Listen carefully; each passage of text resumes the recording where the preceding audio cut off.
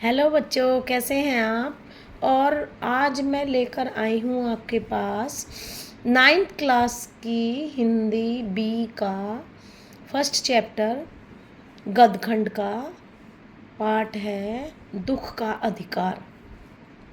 तो दुख का अधिकार माने यहाँ पर इसका अर्थ ये है कि दुख को मनाने का अधिकार भी किसी किसी के पास होता है।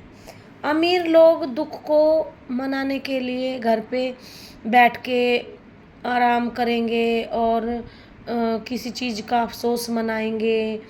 और अगर किसी के घर में डेथ हो गई हो तो बहुत सारे लोग मिलने आएंगे और उसको तसल्ली देंगे कि ईश्वर की कृपा थी, जो हो गया ईश्वर आगे भी अच्छा करेंगे।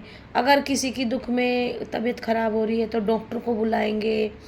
लेकिन अगर वही दुख किसी गरीब के घर हो जाए तो उसको तो रोज़ के खाने पीने की चिंता ही रहती है कि आज कुछ दुख है तो मैं बैठ के ना अफसोस कर सकता, ना सोच सकता कल फिर मुझे काम पर जाना है और बच्चों के लिए पैसे कमा कर लाने हैं।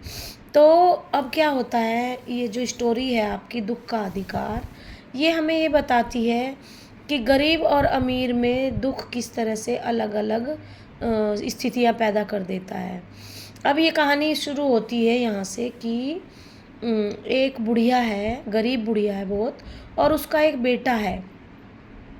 वो जो बेटा है उसका भगवाना उसका नाम है।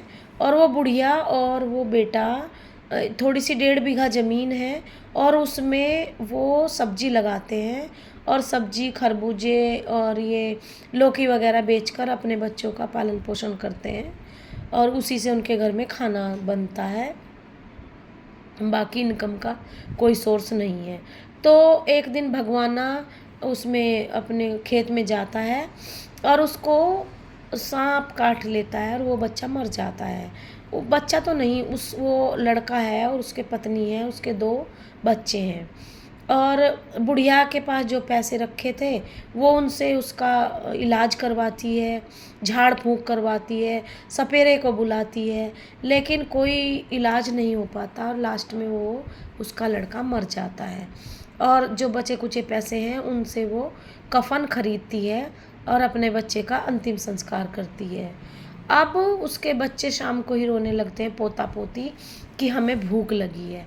तो बुढ़िया बेचारी अपने बेटे का दुख मनाने के लिए 2 घड़ी रो भी नहीं सकती और सुबह को ही वो खेत में जाती है और जितने भी खरबूजे लगे होते हैं उनको तोड़ के वो बाज़ार में जाती है और उन्हें बेचने के लिए बैठ जाती है। लेकिन समाज जो है ये जिसका गाड़ी चल रही है उसको सब साथ देते हैं। तो वो समाज के लोग और वहाँ जो बाज़ार में दुकानदार हैं वो सारे के सारे ताना मारते हैं कि इसके घर में अभी तो कल इसका लड़का मरा है और आज ये खरबूजे बेचने आ गई। अपने लड़के के लिए 2 घड़ी बैठकर रोई भी नहीं है। अब उनको क्या पता है कि इसके घर में क्या मजबूरी है। कोई उसके पास जाकर ये नहीं पूछता कि माँ कल तो तेरा लड़का मरा है, ऐसी क्या मजबूरी आ गई कि तुम खरबूजे बेचने चली आई। बस उसे ताना मार रहे हैं लोग और ये भी कह रहे हैं कि इसके खरबूजे कोई मत खरीदना क्योंकि इसके घर में सूतक है। सूतक का अर्थ होता है बेटा अपवित्रता।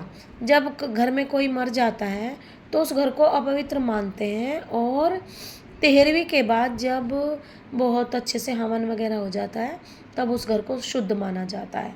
तो उसको ताने मार रहे हैं कि ये इसके घर में सूतक है, इससे खरबूजे मत खरीदना, हमारे घर में भी ऐसा ही दुख हो जाएगा। तो इतने में वहाँ से लेखक जिसका नाम यशपाल है, वो लेखक की गाड़ी जाती है वहाँ को। तो वो कहते हैं कि ये क्यों बुढ़िया घुटनों में सिर दिए बैठी है। तो आसपास के लोग बताते हैं कि कल इसका बेटा मरा और ये इतनी बेशर्म है, आज ये खरबूजे बेचने चली आई। तो लेखक उसके साथ पास जाना चाहता है, उससे बात करना चाहता है, लेकिन उसकी जो वर्दी है, ड्रेस है, वो उसके आड़े आ जाती है। क्योंकि जो ड्रेस है वो हमारे व्यक्तित्व की पहचान है। जैसे एयर होस्टेस की अलग ड्रेस होती है, स्टूडेंट्स की अलग ड्रेस होती है, डॉक्टर की अलग ड्रेस होती है, मिलिट्री की अलग ड्रेस होती है।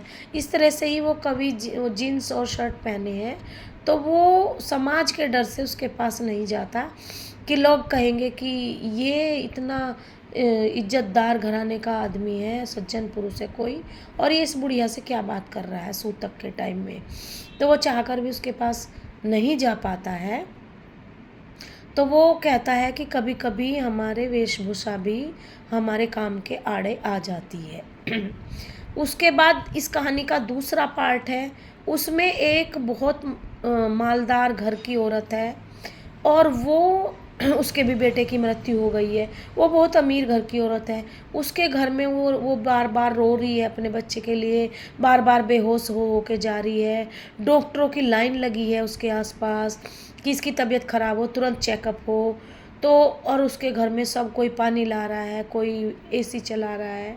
तो उसको दुख मनाने का अधिकार है, वो अपने लड़के के लिए रो रही है, अपने लड़के के लिए दुखी हो रही है। लेकिन वो गरीब बुढ़िया, उसको दुख का भी अधिकार इस समाज ने नहीं दिया। कोई हम में से उसके घर खाना लेकर नहीं पहुंचा कि 8-10 दिन का खाना तो सब लोग देते एक एक दिन। तो वो बेचारी बैठ के अपना गम, कोई वापस तो नहीं आता ना, गम दूर होता है बच्चे का। लेकिन इतना तो कर सकती थी कि वो 10 दिन तक बैठ जाती घर पे। ऐसी तो सहायता किसी ने नहीं की और उसे लोग ताने मारने लगे। तो इसलिए लेखक ने इस पाठ का नाम रखा है दुख का अधिकार। तो दुख का अधिकार भी इस जमाने में पैसे वालों को ही है, गरीब लोगों को दुख मनाने का भी अधिकार नहीं है। ये आपकी फर्स्ट चैप्टर की कहानी है। Thank you.